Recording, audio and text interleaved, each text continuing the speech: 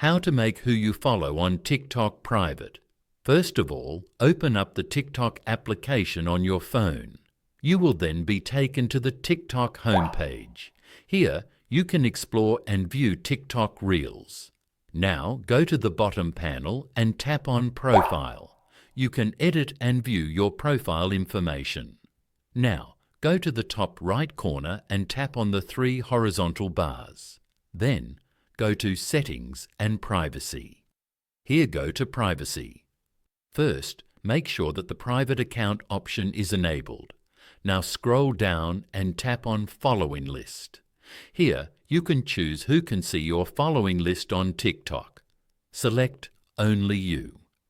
If you select Only You, this means that other users will only see mutual friends. Now, go back to the Privacy page. Following these steps, you can easily make who you follow on TikTok private.